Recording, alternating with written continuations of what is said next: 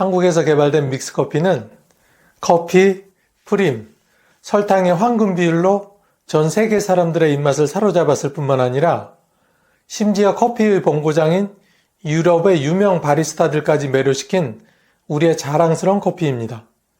요즘에는 어르신들이 식사 후에 꼭 한 잔씩 드시는 이제는 우리 생활 속에서 빠질 수 없는 존재가 된 믹스커피.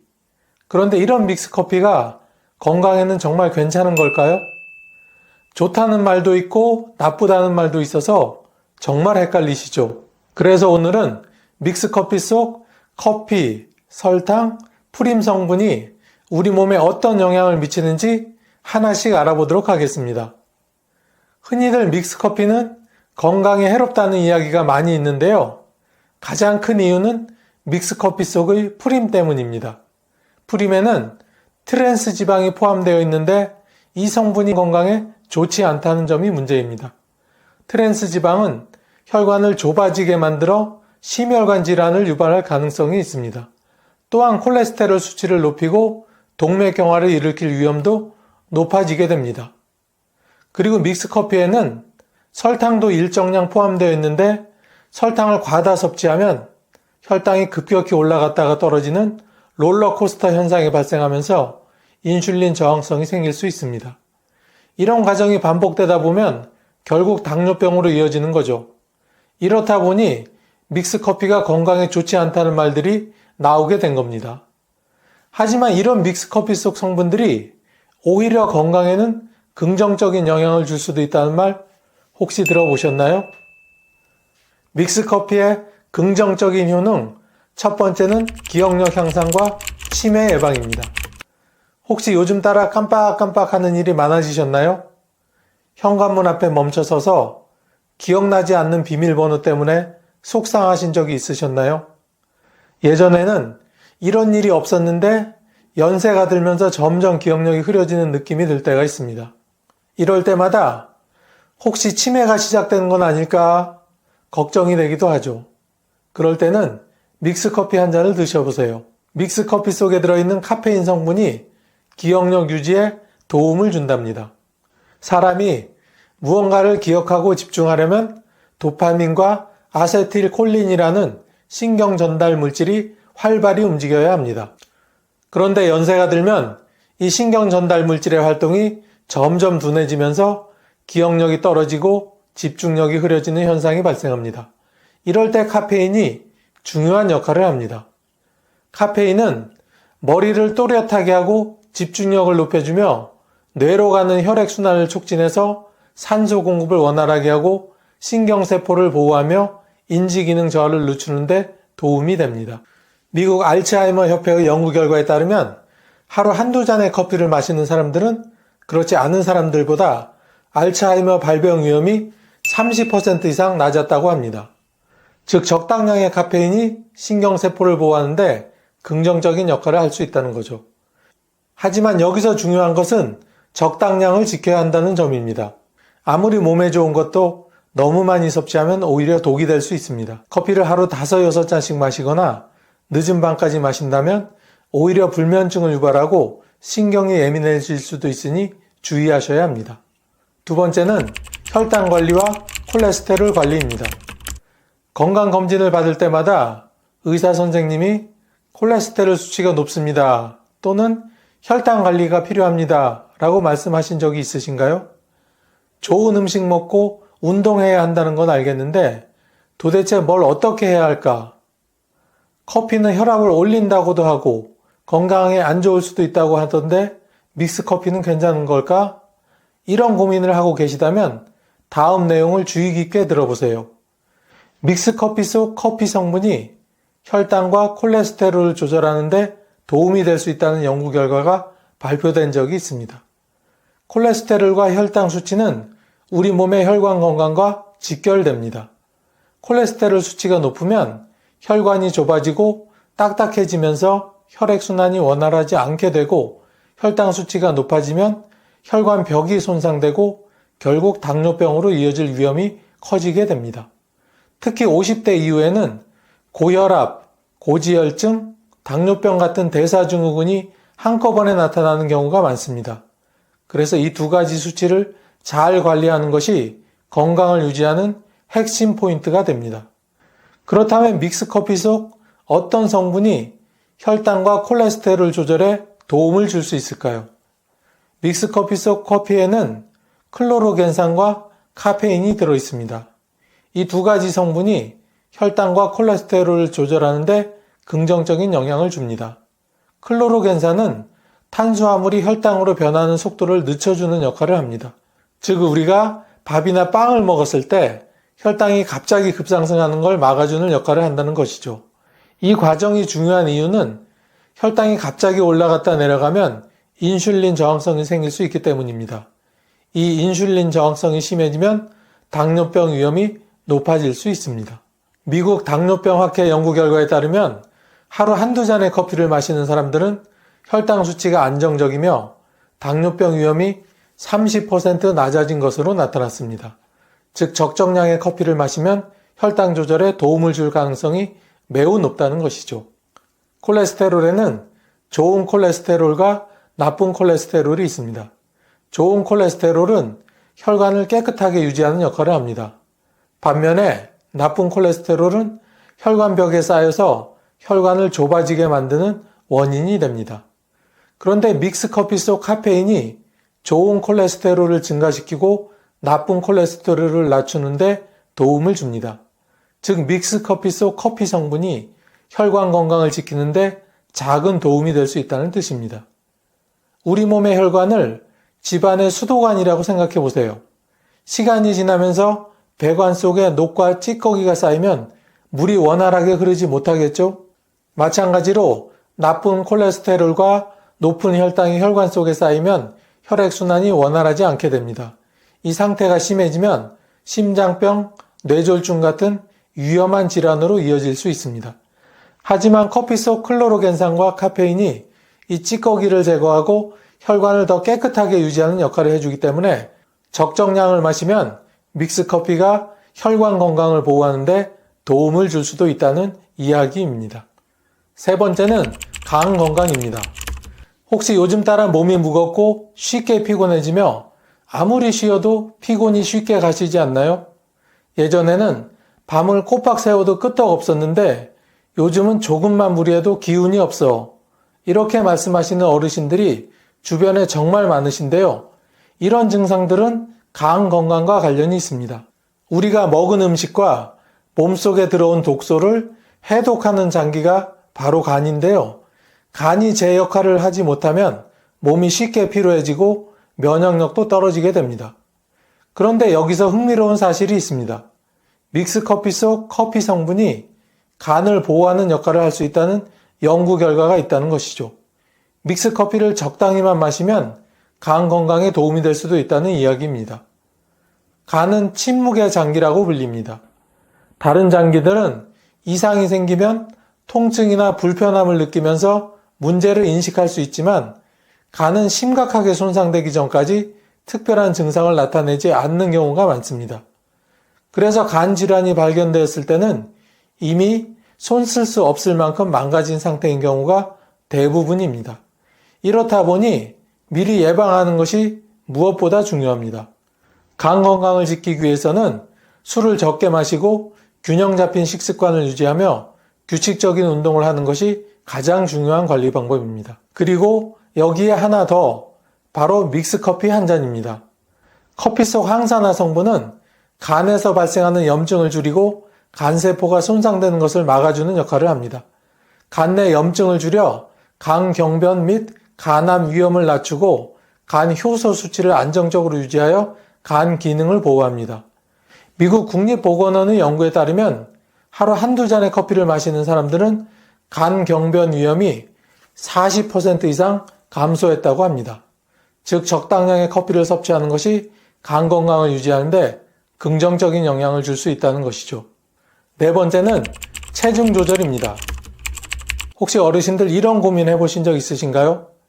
예전에는 조금만 운동해도 살이 잘 빠졌는데 요즘은 아무리 노력해도 체중이 줄지를 않네. 먹는 건 똑같은데 이상하게 뱃살은 점점 나오고 살이 잘 안 빠지는 것 같아.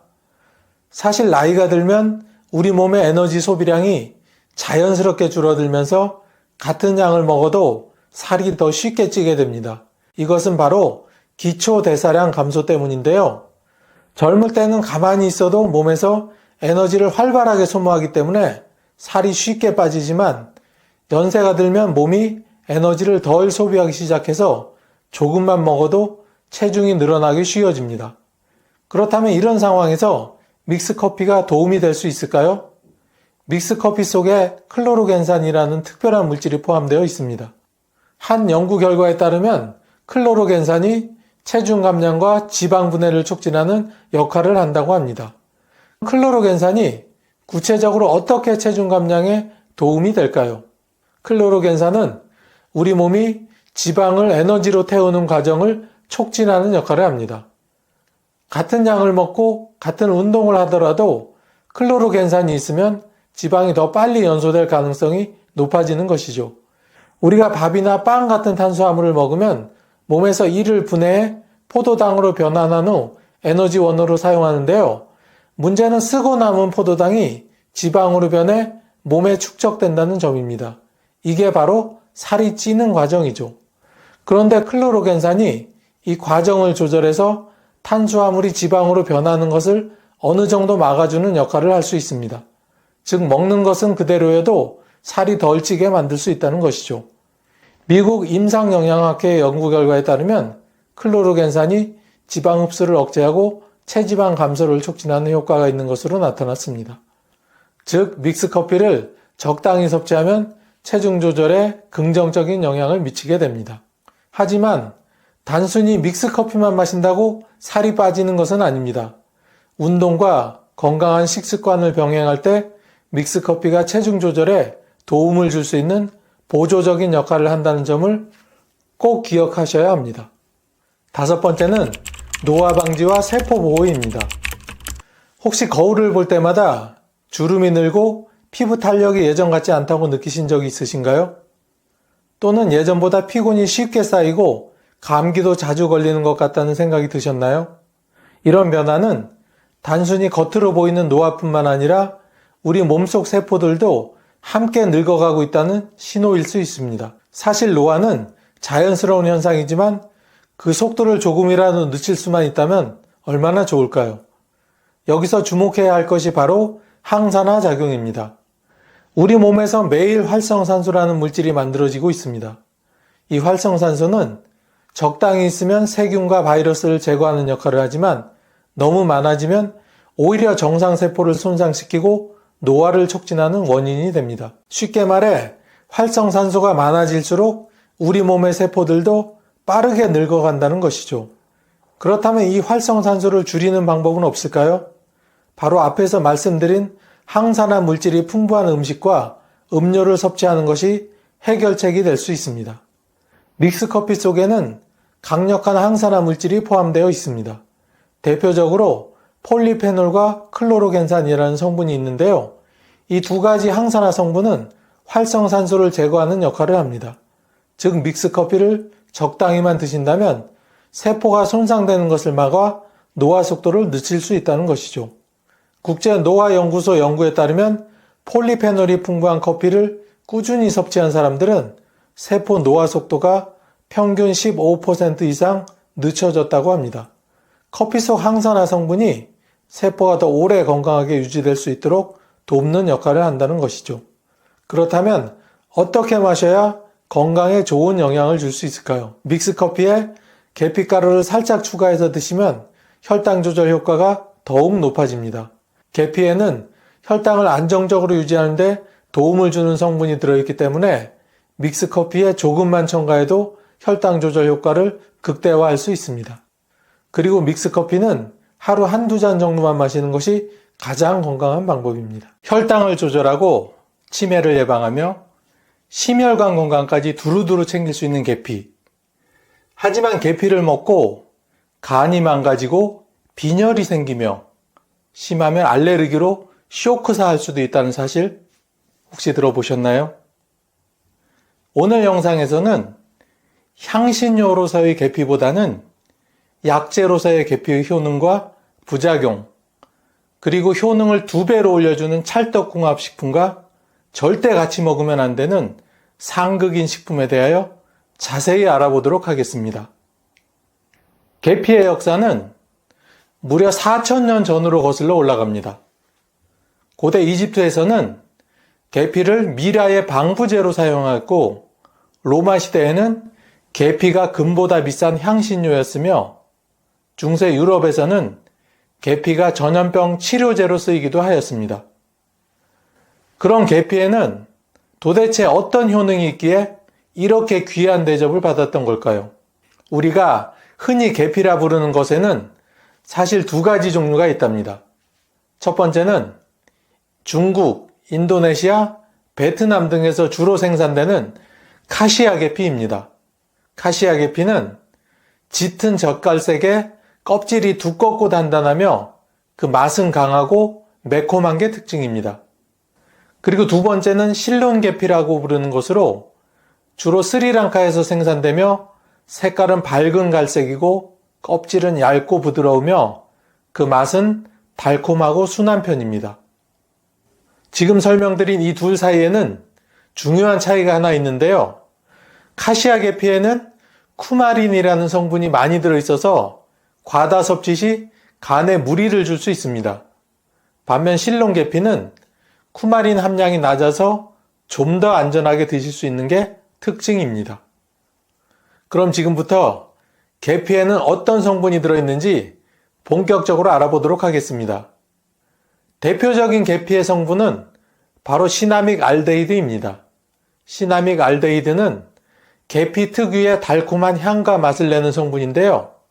근데 이게 단순한 향신료에 그치지 않고 항염, 항균, 항산화 작용을 통해서 면역력 강화에 큰 도움을 줍니다. 나이가 들수록 면역력이 떨어지기 쉬운데 계피는 세균 감염을 막아주고 몸을 튼튼하게 만들어준다니 정말 좋겠죠? 두 번째로 폴리페놀입니다. 혹시 폴리페놀이라고 들어보셨나요? 폴리페놀은 강력한 항산화제로 노화 방지와 만성질환 예방에 정말 좋은 성분입니다. 놀라운 사실은 계피에 들어있는 폴리페놀의 양이 블루베리보다 훨씬 많다는 겁니다. 폴리페놀은 심혈관 질환, 암, 당뇨병, 치매 같은 노인성 질환 예방에도 정말 효과적이랍니다.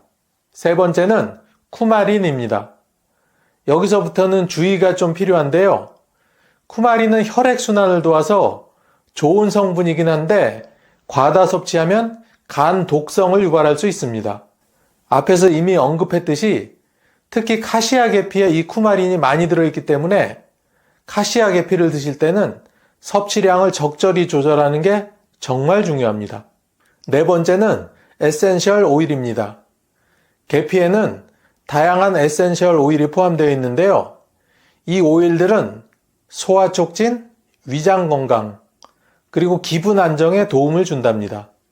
나이가 들면서 흔히 겪는 소화불량이나 속쓰림을 완화하는 데 효과적이죠. 또 스트레스 해소와 면역력 강화에도 좋아서 노년기 삶의 질을 높이는 데 많은 도움이 됩니다. 다섯 번째는 탄닌입니다. 계피의 탄닌 성분은 상처 치유와 출혈 억제에 도움을 줍니다. 특히 잇몸 출혈이나 피부 상처 회복에 효과적이고 소화기관 염증을 줄이는 데도 도움을 줍니다.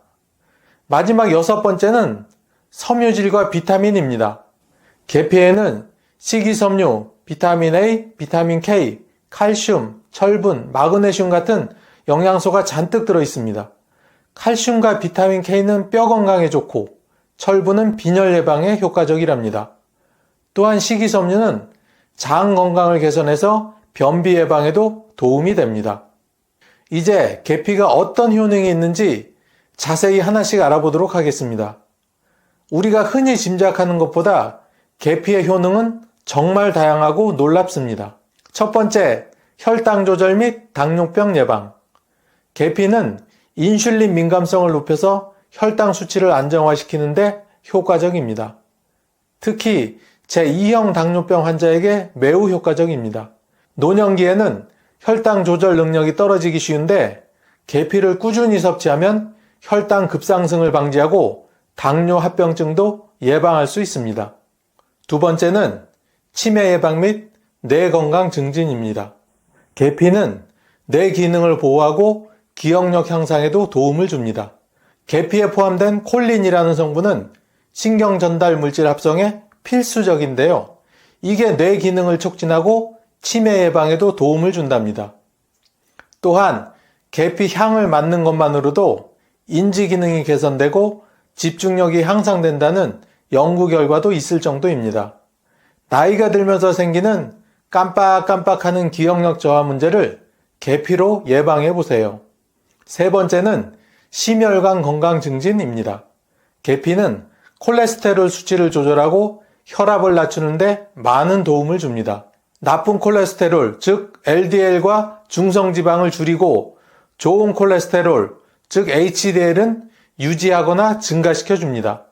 계피 섭취 후 LDL 콜레스테롤이 10에서 15% 감소하고 중성지방 수치가 개선된 연구 사례가 최근 속속 보고되고 있습니다. 나이가 들면서 발생하기 쉬운 협심증, 심근경색, 뇌졸중 등의 심혈관 질환 예방에 계피는 매우 효과적입니다. 네 번째는 골다공증 예방입니다. 계피에는 비타민 D와 칼슘이 풍부하게 들어있습니다. 골다공증은 나이가 들수록 뼈가 약해져서 발생하기 쉬운데요.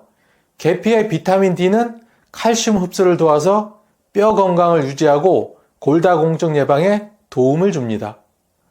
다섯 번째는 면역력 강화 및 항염 효과입니다.